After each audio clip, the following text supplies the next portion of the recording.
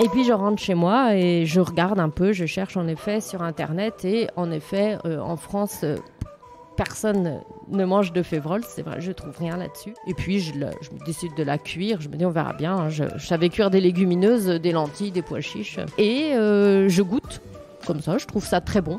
Je trouve que ça a un goût à mi-chemin entre le pois cassé et la châtaigne. Et donc je me dis, si je faisais quelque chose avec pour la chocolaterie, ce serait super. Et c'est pour ça que je suis d'abord partie donc, sur le sucré. Et je fais avec cette févrole mon premier produit, une crème de févrole, dans laquelle en fait je remplace la châtaigne par de la févrole. Je prends la recette de la crème de marron, je remplace la châtaigne par de la févrole et j'obtiens quelque chose de vraiment très très bon, très subtil et très fin. Et je me dis, voilà, il y a quelque chose à faire. Donc ça a été le départ de l'aventure. Bonjour et bienvenue sur le podcast Allez Vas-y. Allez Vas-y, c'est le podcast qui met en lumière les personnes qui passent à l'action. Qu'ils soient entrepreneurs ou entrepreneureux, sportifs ou sportifs de haut niveau, bénévoles ou engagés pour une bonne cause, l'objectif est de vous faire découvrir des parcours de personnes qui ont décidé d'agir pour donner du sens à leur vie. Pour cette deuxième saison, nous avons envie de tester une nouveauté. Et ce n'est pas sur ce podcast que nous allons nous empêcher d'agir. L'idée est de mettre en avant les sportifs et sportives en vue des JO de Paris 2024 qui approchent et pour montrer à quel point ils ou elles ont beaucoup à nous apprendre. Donc chaque vendredi, vous allez retrouver un épisode d'un ou d'une sportive, même si la discipline n'est pas olympique. L'objectif étant de valoriser le sport en général et notamment des sports moins mis en avant dans les médias. La nouveauté, c'est qu'un mercredi sur deux, vous allez retrouver les épisodes concernant des entrepreneurs et entrepreneureux, bénévoles ou des personnes engagées. Donc certaines semaines, ça ne sera pas un, mais 2 épisodes du podcast Allez Vas-y. En écoutant ces parcours particuliers ou ces actions positives, j'espère que vous serez inspirés et pourquoi pas, que cela vous donnera à vous aussi l'envie d'agir. Donc aujourd'hui, on est dans une destination un peu plus lointaine que d'habitude. On se retrouve à Péronne. Alors Péronne dans la Somme pour ceux qui ne connaissent pas. Donc on est dans le bar Le Rocher. Donc j'avais dit que je leur ferais un clin d'œil. Je leur fais un clin d'œil qui m'ont autorisé à venir enregistrer le podcast de Béatrice ici. Le petit son que vous avez autour, etc. C'est l'ambiance d'un bar. Donc tant mieux. C'est une première pour moi et je vais tester tout ça. Donc je reçois Béatrice. Bonjour Béatrice. Bonjour Frédéric. Béatrice qui va vous expliquer ce qu'elle fait, mais je l'aurais dit un peu dans l'intro, mais elle a un truc qui est d'ailleurs face à moi, qui s'appelle Graines de choc, et je vais pas en dire plus là maintenant, parce que je vais lui laisser la parole, mais avant ça, on va essayer de découvrir un peu qui tu es, puis je vais te proposer de jouer à ce petit jeu que j'ai instauré ces derniers temps, le fameux portrait chinois. Donc pour ceux qui n'ont pas écouté les épisodes précédents, je vais donner un mot à Béatrice et puis elle va me donner le premier qui lui vient à l'esprit en lien avec ce mot. Donc Béatrice, si je te demande un lieu, tu me dirais ? Besançon. Besançon. Et Besançon, pourquoi ? Besançon, c'est la ville où je suis née et c'est tous mes souvenirs, mes grands-parents et l'enfance que j'ai passée là-bas. Ok, les racines. Si je te dis un passe-temps ou une passion ? La févrole. Ah, on y reviendra, alors ça on développe pas. Et si je te dis sucré ou salé, tu me dis ? C'est compliqué. Avant, c'était sucré et j'ai du mal entre les deux. Bon, alors si je te demande un plat, est-ce que tu vas choisir plutôt sucré ou salé ? Salé. Un salé, ce serait quoi ce plat ? Ce serait le Mont d'Or, un plat avec du Mont d'Or. Ok, à consommer à certaines périodes de l'année, hein, c'est exactement. Ça. Ok, je maîtrise un petit peu tout ça, tout ce qui est fromage fondu. Ça c'est synonyme de Noël pour moi, le Mont d'Or, je comprends. Noël en Franche-Comté. D'accord. Et le dernier mot, ce serait une habitude ou une manie ? Est-ce qu'il y a une habitude ou une manie dont... Oui, il faut que tout soit programmé et planifié pour moi, c'est une manie... C'est presque une habitude, c'est qui te permet oui, entre habitude et manie. Oui, ça peut être compliqué. Merci d'avoir joué le jeu. On va commencer par savoir, Béatrice, qui tu es. Présente-toi vite fait pour que les auditeurs et les auditrices sachent qui va nous raconter son parcours et puis son aventure entrepreneuriale. Alors, je suis Béatrice Maire, j'ai 43 ans, je suis née dans le Doubs à Besançon et j'ai donc créé la société Graines de choc et je suis donc la présidente aujourd'hui de cette société. Ok, et donc est-ce que tu peux nous parler de ton parcours, ce qui t'a construit petit à petit et ce qui t'a amené à Graines de choc ? Oui, alors c'est un parcours assez atypique. J'ai commencé, j'étais passionnée d'équitation et de chevaux, donc j'en ai fait mon métier. J'ai passé... Dès tout petite, tu étais passionnée de... Alors j'ai commencé à monter à poney à 6 ans et j'ai pas lâché. Et donc j'ai décidé d'en faire mon métier. Donc j'ai quand même suivi une scolarité classique parce que mes parents n'ont jamais voulu que j'arrête l'école avant pour suivre un cursus dans le milieu du cheval. Donc j'ai passé mon bac. Et ensuite, j'ai passé le brevet d'éducateur sportif option équitation pour enseigner l'équitation. Ensuite, donc, j'ai enseigné en tant que salarié dans 1 ou 2 centres équestres. Et puis, je me suis mise à mon compte en tant que cavalière professionnelle, marchand de chevaux et poneys. Et également enseignante, mais ce n'était pas la plus grosse partie de mon temps. D'accord. Et donc quand tu dis je me suis mis à mon compte, ça veut dire que tu étais devenue entrepreneuse et ça consistait en quoi? Qu'est-ce que tu faisais la majorité de ton temps, puisque tu dis que l'éducation c'était une autre partie entre guillemets? Alors donc en effet, j'ai créé mon entreprise et j'achetais des chevaux et des poneys que je valorisais donc en fonction de leur capacité, des poneys pour les clubs. Le but c'était de les dresser à supporter des enfants et travailler avec des enfants dans les poney clubs. Ça pouvait être des chevaux pour la promenade et il y avait aussi une activité de compétition, donc essentiellement le saut d'obstacle, des chevaux que j'allais débourrer et ensuite dresser, emmener en concours et vendre une fois qu'ils étaient performants. D'accord, donc quand tu dis débourrer, c'est leur apprendre entre guillemets les bons pas, les bons gestes, c'est ça si je me... C'est accepter le cavalier pour les premières fois sur le dos et ensuite aller jusqu'au dressage. Le débourrage, c'est vraiment accepter d'avoir un cavalier sur le dos, ce qui n'est pas toujours simple. Et alors moi ça me fascine cet univers équestre parce que je sais qu'il y a beaucoup de liens avec le bien-être, la thérapie, etc.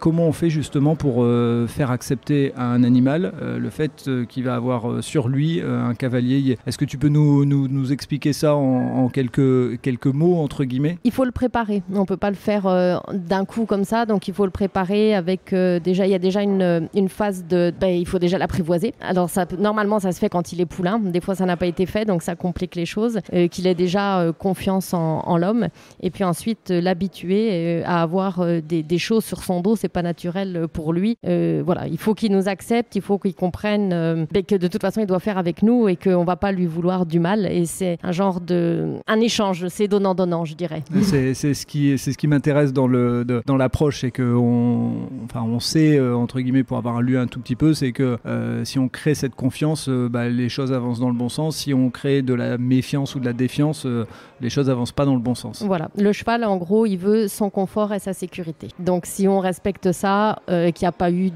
d'incident ou d'accident au départ, on y arrivera. C'est une bonne leçon de vie pour les êtres humains, je dirais. À la voilà. limite. Et complètement différent des chiens parce qu'après je suis passée j'ai des chiens et j'ai fait du canicross et du cani-VTT et alors c'est marrant parce que c'est complètement différent. Ok, alors qu'est-ce qui est différent? Explique-nous justement. Alors le cheval, voilà, il faut qu'il soit en confiance, son confort, sa sécurité. Honnêtement, il s'en fout de vous.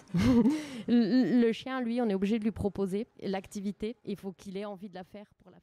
Donc c'est complètement, et c'est bien plus difficile finalement d'éduquer un chien de sport si jamais il était un peu réticent par rapport à un cheval.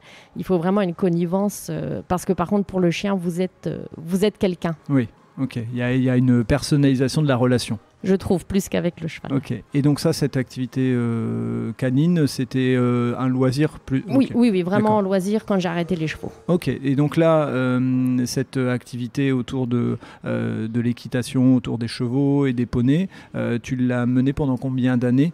Alors depuis 2000, en tant que professionnel, je parle, donc depuis l'année 2000 jusqu'à 2018 où j'ai totalement arrêté. D'accord. Donc 18 ans à mon compte. Ok, 18 ans à ton compte, c'est une belle chose, bravo, parce que c'est pas évident. Qu'est-ce qui t'a fait arrêter ? Alors j'ai été accidentée à 2 reprises. Une première fois avec des complications post-opératoires qui ont compliqué un peu l'activité. Et j'ai quand même voulu continuer et je me suis ensuite fracturé et déplacé les 5 vertèbres lombaires. Waouh. Et ça m'a fait réfléchir en disant bon là ça... Et après je commençais à avoir peur, quand on a peur, quand on n'a plus envie, quand c'est qu'il est temps d'arrêter. Et ces 2 accidents, c'est chute à cheval ou c'est provoqué par un mouvement Alors la première était pas vraiment en rapport avec le cheval, hein, un mouvement avec les chevaux, mais voilà. Et la deuxième, chute à cheval. Ouais. J'avais gardé un gros handicap et j'avais perdu de la stabilité à cheval. Ok, d'accord, ouais, je comprends.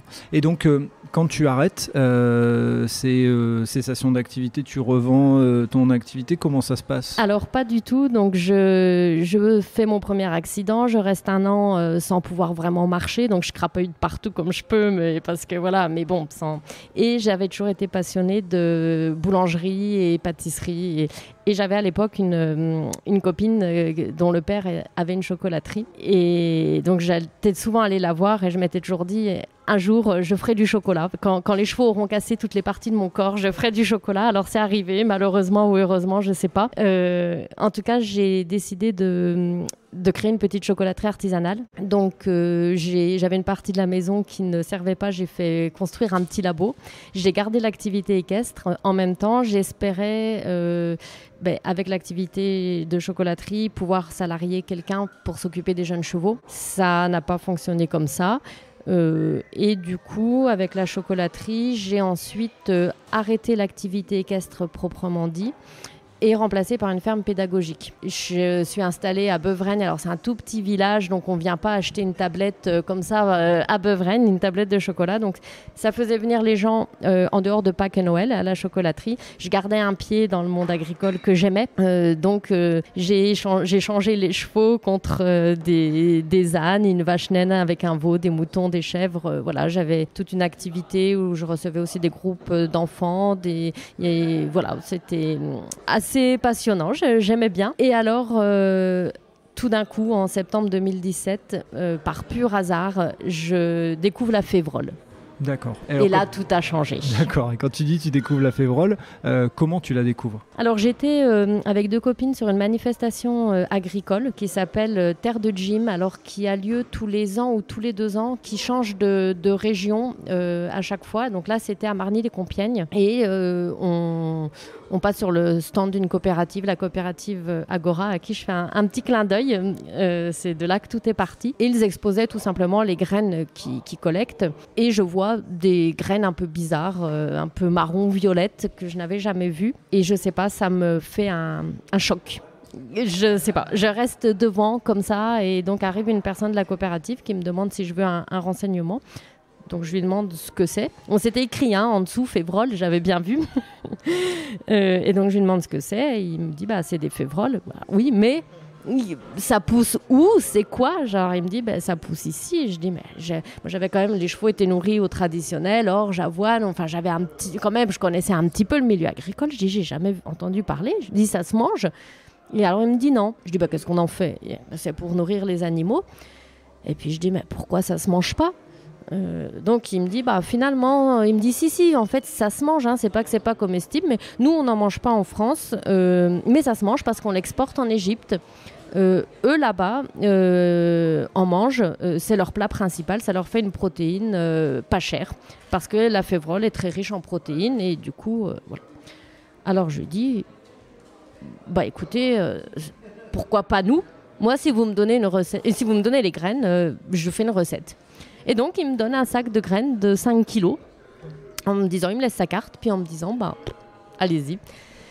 Donc bon, on repart avec les graines et puis tout le monde on finit le tour de la foire, nous demandait ce qu'on avait dans les sacs et tout le monde a dit, mais les févroles, vous ferez rien. C'était une manifestation agricole, dans le milieu agricole où tout le monde disait, mais vous ferez rien avec les févroles, ça se mange pas, c'est pas bon. Bon. Et puis je rentre chez moi et je regarde un peu, je cherche en effet sur Internet et en effet en France personne ne mange de févrole, c'est vrai, je trouve rien là-dessus. Et puis je décide de la cuire, je me dis on verra bien, je savais cuire des légumineuses, des lentilles, des pois chiches et je goûte comme ça, je trouve ça très bon. Je trouve que ça a un goût à mi-chemin entre le pois cassé et la châtaigne. Et donc je me dis, si je faisais quelque chose avec pour la chocolaterie, ce serait super. Et c'est pour ça que je suis d'abord partie donc, sur le sucré. Et je fais avec cette févrole mon premier produit, une crème de févrole, dans laquelle en fait je remplace la châtaigne par de la févrole. Je prends la recette de la crème de marron, je remplace la châtaigne par de la févrole et j'obtiens quelque chose de vraiment très très bon, très subtil et très fin. Et je me dis, voilà, il y a quelque chose à faire. Donc ça a été le départ de l'aventure qui ensuite n'a pas été si simple. C'est pas comme ça tous les jours, mais ça m'a donc donné envie de continuer de travailler cette graine-là. Et quand tu lances cette première recette et que tu vois que ça donne quelque chose, est-ce qu'il y a rapidement un lien avec l'idée de dire elle peut venir remplacer certaines choses avec cette idée déjà de pâte à tartiner, ou la pâte à tartiner ça vient bien plus tard? Non, au départ il n'y a aucun lien. Juste ça m'amuse, je fais ça et alors moi vraiment dans l'agroalimentaire je connais rien si ce n'est que les règles d'hygiène, le travail du chocolat, mais voilà, rien de vraiment technique ou en tout cas chimique. Donc non, je me dis juste tiens c'est rigolo, je recontacte la personne de la coopérative qui me prend au sérieux, la coopérative me redonne 50 kilos de graines quand même pour que je puisse continuer de travailler dessus. Et en allant à la coopérative, en échangeant avec cette personne, en me renseignant, à partir de ce moment-là, j'ai pensé plus qu'à la févrole. Donc j'ai mis tout le reste de côté. Je me suis concentrée là-dessus et donc j'ai appris plein de choses. J'ai découvert ce qu'était une protéine. Moi, les protéines, oui, protéines, glucides, lipides, on apprend ça au niveau, voilà, en nutrition, ça se mange et puis voilà. Mais il y a plein d'autres choses, de fonctionnalités, quand on ne connaît pas, on ne s'imagine même pas. J'ai aussi appris donc que la févrole avait énormément de vertus agronomiques. Alors la févrole, en fait, comme toutes les légumineuses, après chacune ont un petit peu leur particularité, mais en tout cas, elles sont toutes capables de fixer l'azote de l'air et de le rendre disponible. Alors d'une part, elles vont savoir l'utiliser pour pousser, donc elles n'ont pas besoin d'engrais de synthèse. Mais elles vont en plus enrichir les sols. Elles ont des racines biotoniques. Elles ont des super racines avec des nodosités qui vont permettre de faire des échanges dans le sol et de venir enrichir les sols. Donc ça veut dire qu'elles vont pouvoir enrichir la terre en azote, ce qui permettra pour la culture suivante, si l'agriculteur derrière la févrole met du blé par exemple, d'aider le blé à pousser à nouveau sans apport d'engrais de synthèse, d'augmenter les rendements, d'augmenter la teneur en protéines du blé. Donc non seulement elle est plutôt économe pour pousser, et en plus elle est sympa avec les suivants, elle leur file un petit coup de boost. Elle leur file un coup de boost. Ah, top. Et donc ça, moi j'ai trouvé ça sensationnel. Et c'est là où je me suis dit, mais attends, il y a un truc à faire là. Parce que c'est une culture. Alors, la fabrication d'engrais de synthèse, c'est très énergivore. C'est quand même aussi à l'origine des gaz à effet de serre, des gaz acidifiants.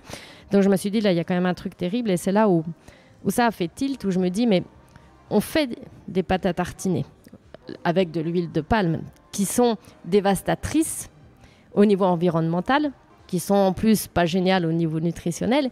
Et là, on a chez nous une matière première où plus on produirait de pâte à tartiner, et mieux ce serait. C'est quand même assez exceptionnel. Je me suis dit... Et donc, je suis partie là-dedans en disant, il faut absolument offrir un débouché à cette graine-là. Et en plus, la pâte à tartiner, ça paraissait évident. Voilà. Et donc, la pâte à tartiner, c'est entre guillemets un peu le lien entre ton coup de foudre, entre guillemets, pour la févrole et ton amour pour le chocolat. Et là, tu fais le lien entre les deux, c'est ça ? Voilà, tout à fait. Moi, dans la chocolaterie, je fabriquais une pâte à tartiner avec de la noisette, une pâte à tartiner assez classique, artisanale, noisette, sucre. Il n'y avait pas d'huile, mais c'est une pâte à tartiner du coup qui coûtait très cher parce que quand vous avez 45% de noisettes, du chocolat et un peu de sucre, c'est une pâte à tartiner qui n'est pas accessible à tous. Pour ceux qui ne le savent pas, les noisettes coûtent très cher. La noisette donc déjà, est très chère. À la base, forcément, ça fait monter le prix. Voilà. Donc c'est pour ça que les pâtes à tartiner qu'on va trouver généralement dans les magasins contiennent beaucoup de sucre en premier, de l'huile et puis la noisette. Et donc là, tu testes comment en fait cette idée de... Parce que maintenant que l'idée elle est là, on se dit c'est normal et puis ça marche et c'est tant mieux. Mais comment tu testes et qui sont tes goûteurs pour dire ok, on peut y aller ? Alors en fait à l'époque moi je vendais mes chocolats sur des petits marchés, vraiment les petits marchés du coin. Et comme j'ai développé ce produit au moment de Noël, ça tombait bien, c'était les marchés de Noël et donc j'ai fait mes produits, je les ai mis sur les marchés et du coup les gens ont goûté directement. Alors à l'époque, c'était décembre 2017, cette pâte à tartiner, elle avait seulement 15 jours de conservation après la fabrication. Rien n'était vraiment mis au point, mais voilà, j'ai essayé, j'ai mis comme ça sur les marchés et quand j'ai vu que les gens trouvaient que c'était bon, que voilà, ça les amusait, ça les intéressait, je me suis dit bon ben faut continuer. Et après et elle avait déjà cette valeur nutritionnelle, enfin un Nutri-Score aussi bas? Pas encore. J'étais en Nutri-Score j'étais en C en Nutri-Score. C'était déjà pas mal. Voilà, une pâte à tartiner classique aux noisettes, elle va être en E ou en D. Au chocolat noir, elle est en E. Donc c'était déjà pas mal. Et à l'époque, ça me convenait, on va dire la lettre C. Et donc voilà, alors je fais des tests. Et forcément, moi déjà, j'y connais pas grand-chose. Le matériel, il n'existe pas spécialement, ou en tout cas, il faut avoir les bons termes pour le trouver. Alors, j'écrasais ma févrole à la main, j'ai acheté des petits robots ensuite parce que j'avais attrapé des tendinites et tout ça.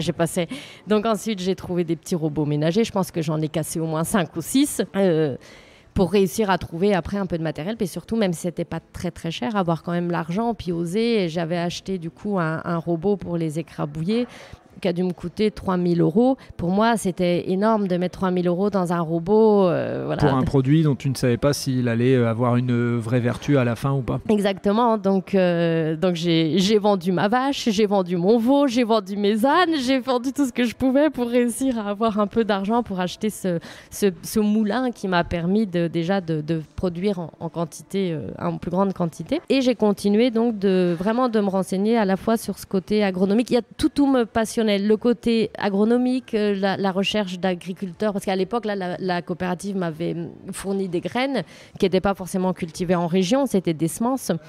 Et donc après, cette envie de dire, je vais aller voir les agriculteurs de la région, leur demander s'ils seraient d'accord pour cultiver pour moi.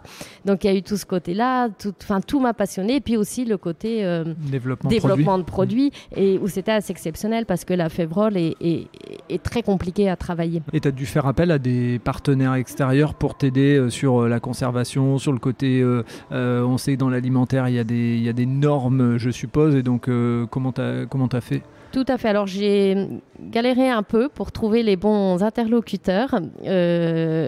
Donc, j'ai été orientée vers une première école qui ne m'a pas forcément rendu service.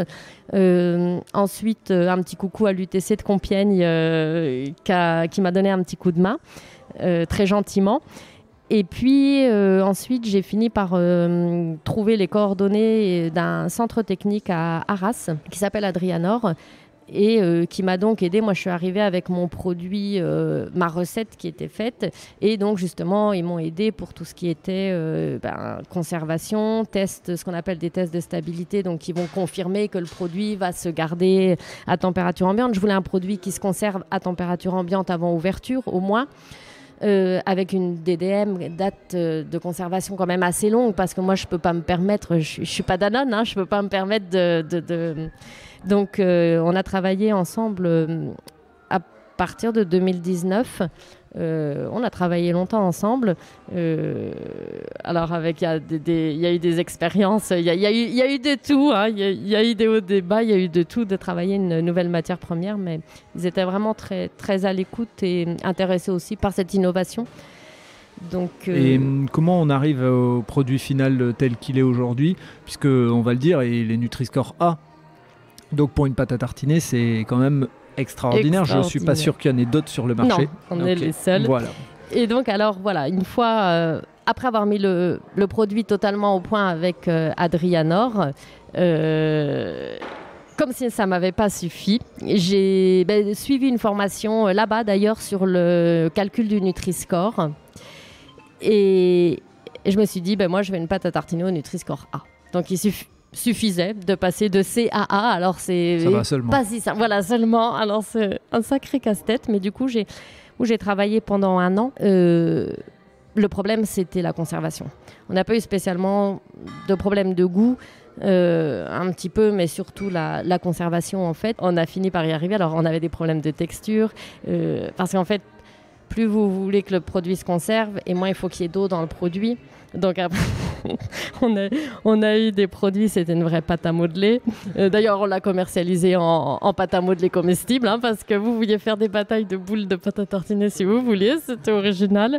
Oui, et puis on a fini par y arriver. Et pendant tout ce temps, parce que ça c'est quelque chose qui peut intéresser d'autres entrepreneurs ou d'autres entrepreneuses, parce que je sais que ça arrive, des développements de produits longs. Pendant tout ce temps, comment tu fais ? Est-ce que tu obtiens des financements ? Est-ce que tu t'autofinances avec d'autres petits jobs à côté ? Comment ça fonctionne ? Alors, très compliqué d'obtenir des financements. Déjà, c'est très dur d'avoir les contacts, d'avoir les bons contacts en région. Parce qu'une fois que vous avez les contacts, en effet, c'est facile de les retrouver. Mais quand vous ne connaissez pas, c'est déjà très compliqué. Et ensuite, il faut les faire ouvrir ces portes. Parce que quand vous débarquez à 40 ans, que vous avez fait 22 ans dans les chevaux, que vous n'avez pas de diplôme, que vous débarquez avec une pâte à tartiner à partir d'une matière première qui est destinée à nourrir les vaches, vous imaginez comme on est dessus. C'est bien présenté, mais j'aime bien ce que tu présentes parce que ça fait le lien avec plusieurs podcasts et ça sera une idée de développer ça, de faire des liens entre les podcasts où il y a des éléments communs, mais tu es en train de parler en fait du côté étiquette qu'on aime bien mettre en France et ça fait déjà au moins 3-4 fois que j'en parle dans différents podcasts et là c'est encore une fois l'exemple même, c'est que tu as une étiquette, pas de diplôme, tel truc et donc de ce fait là on te ferme la porte. Encore plus tu viens avec un produit nouveau et comme voilà, on n'est pas des grands challengers en France sur le changement et sur le fait de tester, on est plutôt conservateur, hein, on va le dire, faut le dire. Voilà, donc tu as subi ça et donc comment on fait quand même pour s'en sortir et pour tenir et persévérer ? Parce que ça, c'est pas évident. Non, c'est pas évident. Je pense qu'il faut être fou au départ, complètement passionné et voilà, peut-être se voiler un peu la face, pas trop regarder et se dire parce que vous avez qu'une envie, c'est de mener votre projet au bout et vous y croyez. Mais donc moi, je pouvais pas faire d'autres boulots à côté parce que ça me prend énormément de temps. Hein, donc bon, je vendais quand même les produits, mais ça pouvait pas financer toute la recherche parce que il y a eu des lots complets. Quand vous mettez le produit au point dans votre petit laboratoire, dans votre cuisine, vous faites 10 pots, ça marche pas, c'est pas trop grave, vous le mangez, vous faites un gâteau avec, il y a un moment, même quand la recette est au point, il faut passer à l'étape supérieure. Et là, c'est du volume. Et quand ça rate, ça rate. Nous, on a mis des palettes, plusieurs fois des palettes de 2000 pots à la poubelle. Ça fait mal au cœur pour le gaspillage, mais en plus, financièrement, c'est énorme la perte. Donc ça a été dur parce que l'entreprise doit le supporter et forcément quand vous vendez un produit, c'est pas prévu de supporter ces coûts-là. Donc il y a eu beaucoup d'autofinancement hein, quand même, comme j'ai pu. Et puis j'ai fini par réussir à avoir il y a quand même une subvention de la région. Pour l'innovation, qui s'appelait à l'époque la PTR, je crois qu'elle a changé de nom, maintenant ça doit s'appeler le Diag Innovation, quelque chose comme ça. Qui a financé une petite partie et ensuite après avoir fait moult demandes qui avaient été refusées, j'ai réussi aussi à avoir une partie, la bourse French Tech c'est une subvention qui est donnée par la BPI et qui a permis aussi de couvrir une petite partie des frais déjà, voilà. Donc c'est par rapport aux dépenses, c'est minime, mais ça fait toujours du bien, on est toujours content de les avoir. Ok. Et une fois que tu as tout ça, une fois que ton produit est développé, comment tu fais la marche en avant ? C'est-à-dire comment tu fais en sorte de faire connaître le produit à plus grande échelle ? Parce que je suppose qu'une fois que tu as le produit stable, une fois que tu as ce Nutri-Score A et autres, je suppose que l'envie c'est de dire je le fais connaître parce que voilà, il faut commencer à vendre, il faut rentabiliser entre guillemets ce que tu as investi. Voilà, c'est ça. Et alors là, en fait, finalement, c'est l'étape la plus compliquée. Et cette marche à monter, moi, j'ai pas réussi à la monter encore. Et je crois que rares sont ceux qui arrivent. Et je pense, alors là, je vais peut-être pas forcément faire que des amis, mais je pense que tous ceux dans l'écosystème, tous ceux qui nous accompagnent, j'aime pas trop ce mot, mais on n'arrête pas de l'entendre, je pense qu'on nous met pas assez en garde contre ça. On sait un petit peu, mais allez, changer l'étiquette, c'est parce qu'il y a ça qui va pas dessus, c'est parce que ceci, allez hop, on remet un petit billet, 8 000 € pour faire une étiquette, et par-ci et par-ça, mais le problème, il n'est pas là. Le consommateur, il consomme déjà ce qu'il connaît, les marques qu'il connaît, hein, il suffit de regarder là dans les rayons, donc déjà ça, c'est très compliqué. La publicité, ça coûte une fortune, on peut pas. C'est une force de vente qu'on n'a pas quand on est des petites entreprises. Et après, le risque, alors souvent je dis, finalement, je suis contente de ne pas avoir eu plus de financement que ça, parce que je pense que le piège, c'est de dire, bon, ben, on a l'argent, on y croit, on nous pousse, on va développer, on va prendre des commerciaux, on va faire des campagnes publicitaires, faire les étiquettes 1 fois, 2 fois, 3 fois par des graphistes, et qu'au final, les coûts de commercialisation sont tellement élevés par rapport, et les coûts de production, les deux, par rapport à ce que peut rapporter l'entreprise, qu'on finit par faire faillite. Donc je pense, moi je connais pas mal de startups qui ont été dans ce cas-là, là récemment, et je me dis que finalement c'était peut-être un mal pour un bien, de se dire au moins, bon ben on n'avance pas, mais on va essayer de repenser les choses autrement, plutôt que de se rendre compte trop tard et de se dire, finalement, de toute façon, on n'a pas plus avancé, mais on a beaucoup dépensé. Ok. Et donc là, l'avenir par rapport à Graines de Choc, c'est quoi ? Alors, c'est un peu... je me pose pas mal de questions. L'année 2021 a été très compliquée, justement parce qu'avec des dettes, des finances, des dépenses... j'avais une commerciale aussi en 2021 à temps plein, là qui n'est plus là, et j'ai repris personne, parce que mine de rien, à temps plein à financer, ça fait beaucoup. Et du coup, l'avenir, là, je me pose un peu la question. Moi, ce que j'aime vraiment, c'est la recherche et le développement de produits à base de févrole, et j'aimerais aller vers développer des produits, pas forcément pour ma propre marque, parce que finalement, moi, le côté commercial, je déteste ça. Moi, si je pouvais développer des produits sans les vendre, ça m'arrangerait très bien, mais on ne peut pas faire ça. Donc voilà, de voir un petit peu pour repenser. J'ai agrandi la gamme. Maintenant, on n'a plus que de la pâte. Il n'y a pas que de la pâte à tartiner. Il y a aussi une gamme d'épiceries salées avec des veloutés, des gazpacho. Je commercialise également la févrole sous forme de légumes secs, préalablement décortiqués. Je viens de finir un livre de recettes d'ailleurs qui va être édité le 5 mai, donc en auto-édition. Ok, donc quand le podcast sera diffusé, quoi qu'il en soit, le livre sera disponible, donc on mettra les notes dans les liens du podcast, c'est sûr. Voilà, ouais. Donc avec vraiment, toujours l'idée, c'est de dire on a une matière première ici, là, sur nos terres, qu'on est capable de cultiver, qui est capable de nourrir la population, en plus quelque chose qui est bon, qui est très subtil, très raffiné, et de nourrir en plus la terre, donc il faut démocratiser ce produit. Alors ça me rapporte rien, le livre de recettes. Je pense que le but, c'est pas de faire, c'est un plaisir, et je pense que je vais servir la cause de la filière févrole, mais pas la mienne. D'accord. Et est-ce que si quelqu'un écoute ce podcast et qui se dit mais je crois en l'idée de Béatrice, je crois en cette graine qui a une double vertu, elle est pleine de protéines et elle est de la terre, est-ce que cette personne, elle peut se rapprocher de toi ? Est-ce qu'il y a la volonté pour toi de continuer à avancer dans un projet long terme autour de la févrole, ou pour l'instant tu réfléchis à plein de choses en même temps ? Non, au contraire, justement, moi j'aimerais pouvoir... je voudrais ne plus être toute seule.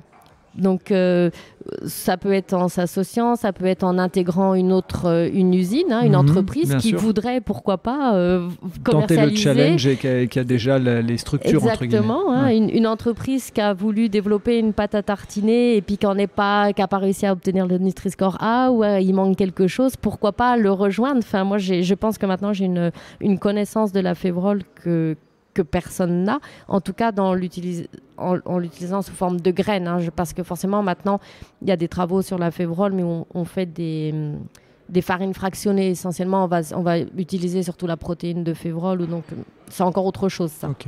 Et alors c'est peut-être un peu engageant, mais comme on est dans Allez vas-y, on va y aller. Est-ce que le fait que ta pâte à tartiner se développe pas, tu penses qu'il y a une partie, parce qu'il y a plein de choses qui expliquent le non-développement d'un produit, mais en tout cas une partie, tu penses que c'est dû au fait que les consommateurs français sont pas encore très matures dans le côté manger sainement, prendre soin de la planète et ainsi de suite, ou est-ce que tu penses qu'il y a aussi, et peut-être les deux, tu me diras, qu'il y a aussi un côté très conservateur du marché de l'alimentaire, bien tenu par des très grosses machines qui, comme elles ont les reins hyper solides, elles peuvent faire un petit peu tout. Et je dirais que malheureusement, parce qu'on ne souhaite rien de mal à personne, mais quand on voit que Kinder a eu des problématiques là, ces derniers temps avec Pâques, moi je pense que les consommateurs vont continuer à consommer du Kinder.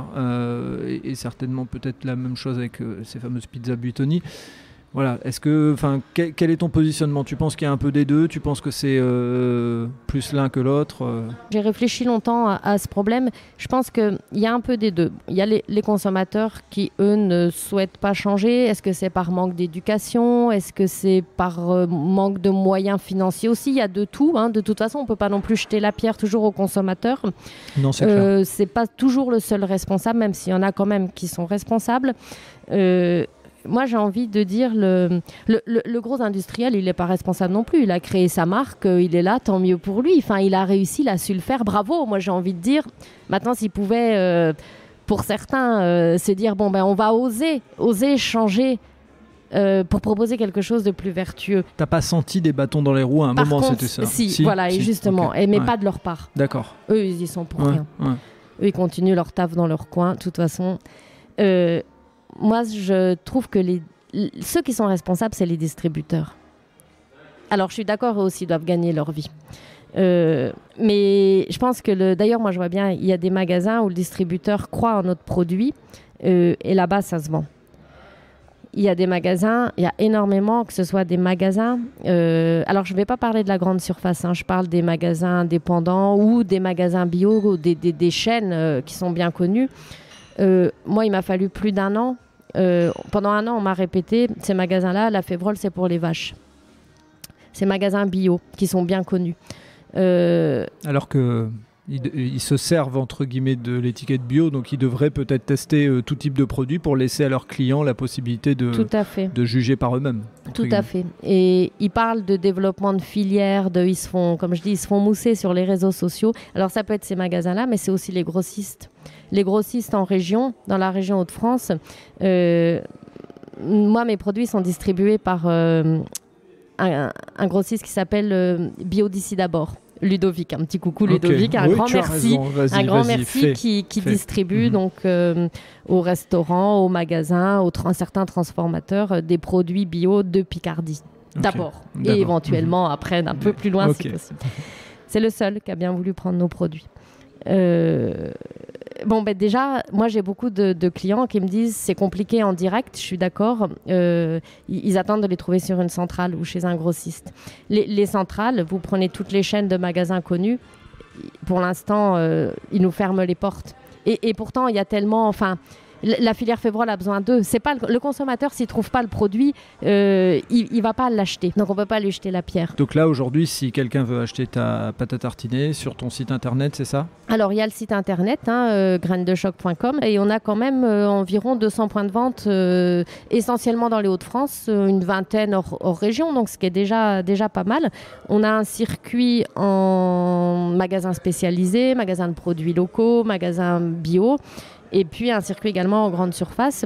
Alors où il faut reconnaître, c'est toujours un peu... donc on a 2 marques différentes. C'est toujours un peu compliqué. Mais moi, mon souhait, c'était de proposer... Au départ, c'était juste une pâte à tartiner.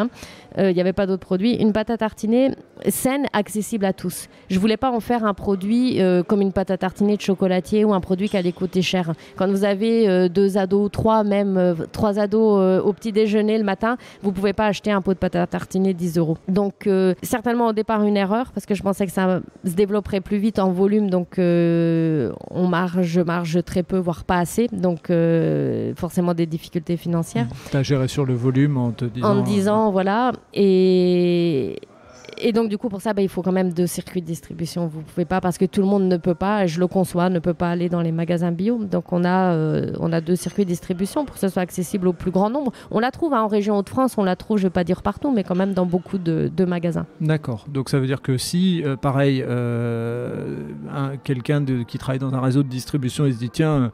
Je viens d'entendre ce podcast et ça m'intéresse, ils peuvent te contacter. Tout à fait. La production continue, il n'y a pas de souci. Exactement. Écoute, Béatrice, merci d'avoir partagé tout ça. Est-ce qu'il il y a des choses que tu as envie de partager, peut-être une expérience en tant qu'entrepreneuse. Tu m'as expliqué, tu nous as dit là dans le podcast qu'il y a peut-être certaines personnes qui devraient éviter de faire miroiter des choses. Est-ce que tu veux partager un petit point là-dessus et dire faites attention à ci ou à ça, ou est-ce qu'il y a des personnes à qui tu as envie de rendre hommage ou en tout cas remercier, je sais pas, voilà, avant de terminer le podcast, laisser une porte ouverte ou un appel même à un industriel ou autre qu'on a déjà fait, mais si c'est sur un autre sujet, n'hésite pas. Eh ben non, là ce qui me vient à l'idée, c'est de remercier mes producteurs partenaires qui cultive donc pour Graines de Choc la Févrole. Donc je pense qu'il mérite quand même ce remerciement. Oui, carrément, puisqu'ils aident la planète en fait. Ils aident la planète, la Terre. Ouais. Voilà, donc on se met d'accord en début d'année pour les surfaces à semer. Et moi, je m'engage à acheter les cultures à la récolte. On s'est mis d'accord sur le prix, un prix qui va prendre en compte les rendements aléatoires de la févrole. Hein. C'est une culture qui peut... Vous pouvez une année, en moyenne, c'est pas énorme les rendements, c'est 2 tonnes et demi à l'hectare. En 2020, il y a eu à peine 1 tonne à l'hectare. Donc des prix qui vont prendre en compte ça pour que ce soit juste et puis leur donner envie de la cultiver. Et puis une qualité, alors il y a une petite chose qu'il faut savoir, c'est que s'il y a des agriculteurs qui nous écoutent, je pense que c'est la première chose, depuis le début ils doivent se dire ça. La févrole est attaquée par un insecte qu'on appelle la bruche, et qui vient détériorer la qualité visuelle de la graine uniquement. Il n'y a pas de mycotoxines, la graine est tout à fait consommable. C'est pas comme le baladin de la noisette, elle ne va pas bouffer tout l'intérieur de la graine, mais elle fait un trou parfaitement rond quand elle sort de la graine.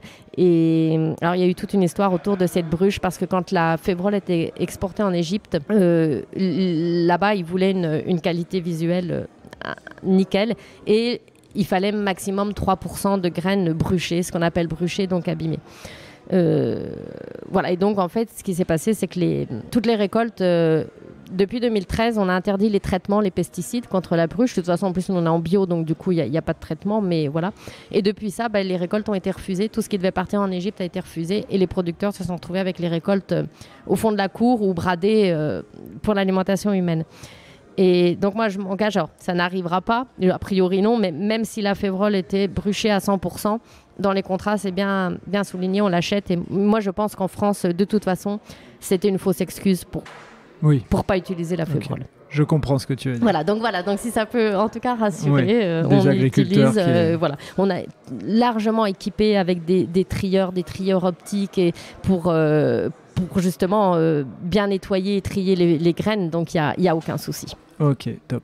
Eh bien écoute Béatrice, merci pour ce moment de partage, merci de m'avoir sollicité et d'avoir partagé ton histoire, ce qui a fait que j'ai dit allez ok on y va, on enregistre ce podcast, on s'est rejoint à mi-chemin. Moi, je venais ici sur Péronne, donc c'était l'occasion pour toi de me rejoindre. On va remercier à nouveau le Café Le Rocher qui a accepté de nous prêter un petit espace. Merci à eux. Et puis merci à toi vraiment d'avoir partagé cette histoire. Merci pour ce petit pot de graines de choc qu'on va tester à la maison. Oh oui, ça c'est sûr. Et puis on se dit à bientôt. On va suivre les aventures, et puis pourquoi pas un petit podcast mis à jour dans quelques temps pour nous dire où tu en es, ce qui a changé, ce qui a évolué, et puis peut-être, je l'espère, une bonne nouvelle d'un grossiste qui aura écouté, d'un agriculteur qui aura décidé d'avancer avec toi, ou d'un industriel, enfin peu importe. Voilà. Tout à fait. Écoute Frédéric, un grand merci aussi pour toi, pour avoir répondu à ma sollicitation. De rien. Et puis je te souhaite une bonne fin de journée. Merci, à toi aussi. Merci. Merci d'avoir écouté cet épisode jusqu'au bout. J'espère que vous avez apprécié ce moment, et si vous voulez en savoir plus, rendez-vous sur les notes du podcast. Si vous avez aimé cet épisode, n'hésitez pas à en parler autour de vous pour donner encore plus de lumière aux actions des invités. Si vous avez envie de suivre Allez Vas-y, abonnez-vous et évaluez le podcast, notamment sur Spotify et Apple Podcast, sur votre plateforme d'écoute préférée. Si vous voulez faire avancer mon travail, laissez un commentaire sur Apple Podcast, ça aide à faire connaître le podcast. Pour ceux qui ne le savent pas encore, j'ai lancé un autre podcast sur le voyage qui s'intitule Loin de chez soi. Il est disponible sur Apple Podcasts, Spotify, Deezer et sur les plateformes d'écoute. Je vous donne rendez-vous un mercredi sur 2 pour un podcast Allez Vas-y sur les entrepreneurs et entrepreneureux, les bénévoles et les engagés. Et tous les vendredis pour un épisode consacré aux sportifs et aux sportives. D'ici là, portez-vous bien.